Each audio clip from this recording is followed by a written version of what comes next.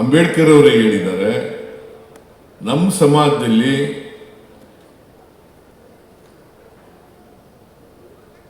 ಅಸಮಾನತೆ ಇದೆ. ಬಡವರಿದ್ದಾರೆ, ಶ್ರೀಮಂತರಿದ್ದಾರೆ, ಮೇಲ್ಜಾತಿಯವರಿದ್ದಾರೆ, ಕೆಳಜಾತಿಯವರಿದ್ದಾರೆ. ಅಲ್ಲ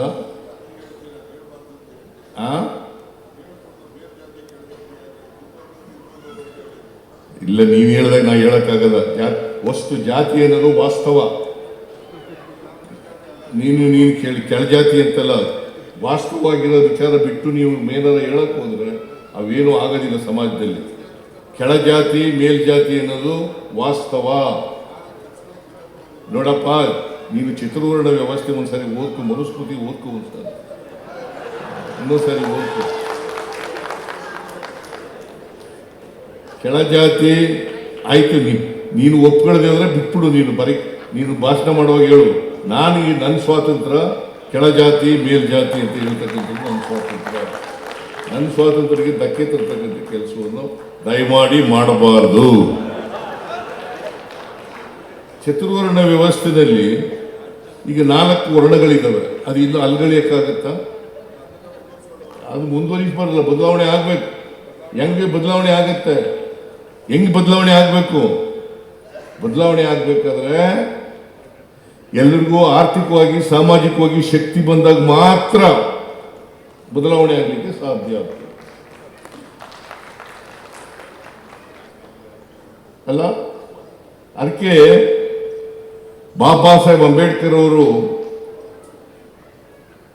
ಸಂವಿಧಾನ ರಚನಾ ಸಭೆಯಲ್ಲಿ ಒಂದು ಭಾಷಣ ಮಾಡಿದ್ದಾರೆ, ಕೊನೆಯ ಭಾಷಣ. ಅದು 1949 ನವೆಂಬರ್ 25ನೇ ತಾರೀಕು. ನವೆಂಬರ್ 25, 1949 ಭಾಷಣ ಮಾಡಿದ್ದಾರೆ. ಒಂದು ದಿನ ಮುಂಚಿತವಾಗಿ ಅಂಗೀಕಾರ ಆಗೋಕ್ಕಿಂತ ಮುಂಚಿತವಾಗಿ ಒಂದು ಭಾಷಣ ಮಾಡಿದ್ದಾರೆ. It's an historical speech made by none other than Baba Saheb Ambedkar. ದಯಮಾಡಿ ನಾನು ರಾಜಣ್ಣನಿಗೆ ಹೇಳ್ತೀನಿ, ಆ ಭಾಷಣ ಓದ್ಕೋಬೇಕು. ಏನಂತ ಹೇಳಿದ್ದೇನೆ ಆ ಭಾಷಣದಲ್ಲಿ? 1950 26ನೇ ತಾರೀಕು ಸಂವಿಧಾನ ಜಾರಿಗೆ ಬರ್ತದೆ. ಅವತ್ತು ಸಮಾಜದಲ್ಲಿ ವೈರುಧ್ಯತೆ ಇರ್ತಕ್ಕಂಥ ಸಮಾಜಕ್ಕೆ ಕಾಲಿಡ್ತಾ ಇದ್ದೀವಿ.